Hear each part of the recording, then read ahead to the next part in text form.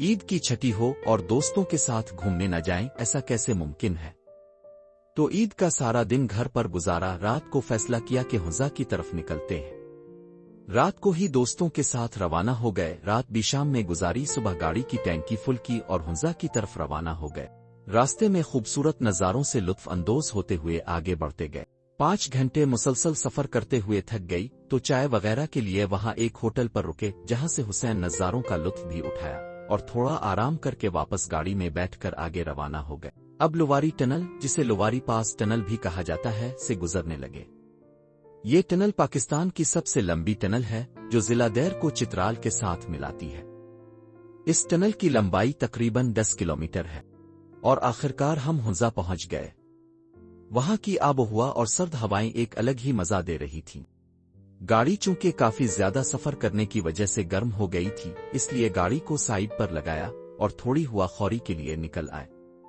سوات کے مقابلے میں حنزہ کا موسم کافی ٹھنڈا تھا، اس لیے ہم نے اپنے ساتھ جیکٹس اور گرم کپڑے بھی لے رکھے۔ کافی تھکن کی وجہ سے آج مزید سفر نہیں کر سکتے تھے، اس لیے آج رات یہیں گزارنے کا فیصلہ کیا۔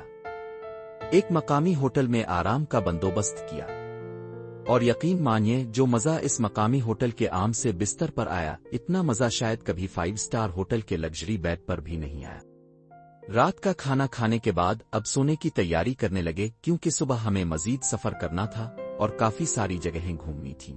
اگلی صبح جب روانہ ہوئے تو راستے میں کچھ مارخور نظر آ گئے، جو کہ کافی تعداد میں تھے۔ سوچا اب کے ساتھ بھی یہ لمحہ شیئر کریں، اس لیے وہاں رک کر انہیں کیمرے کی آنکھ میں قید کر لیا۔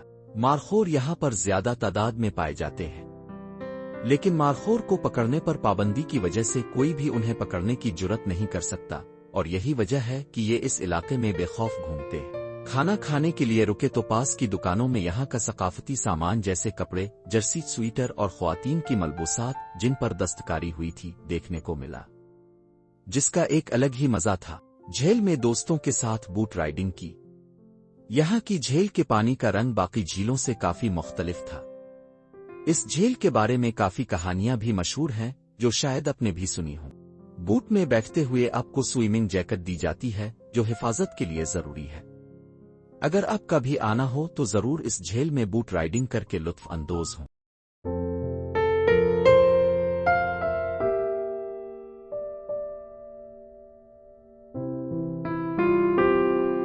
چائے کی طلب ہوئی تو ایک روایتی کیفے پر چلے گئے، جہاں کی دیکھ بھال اور ماحول کافی اچھا لگ رہا تھا۔ یہاں پر آپ کو زیادہ تر روایتی ہوٹل، ریسٹورنٹس اور ڈھابے ملتے ہیں، جو یہاں کی حسین منظر کو مزید بڑھاتے ہیں۔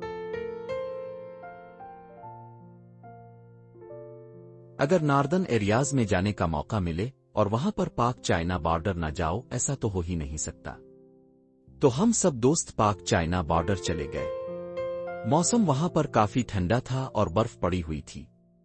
دونوں اطراف یعنی پاکستان اور چین سے سیاح آئے ہوئے تھے۔ چینی سیاح پاکستانیوں کے ساتھ، جبکہ پاکستانی سیاح چینی سیاحوں کے ساتھ تصویریں کھینچ رہے تھے۔ یہ بارڈر آمد و رفت کے لیے کھلا ہوتا ہے، لیکن جب زیادہ ڈانسز ہو تو برف باری کی وجہ سے بند رہتا ہے۔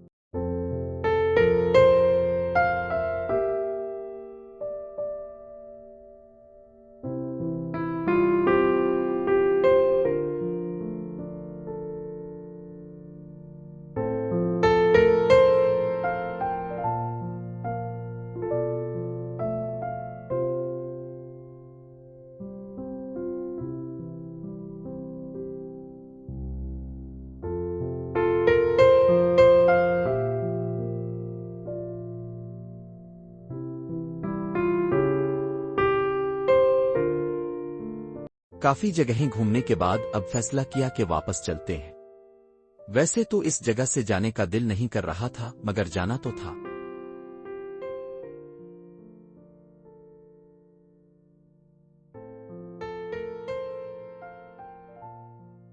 اور اسی طرح 3 دن گلگت بالتستان میں گزار کر ہم واپس گھر کی طرف روانہ ہو گئے۔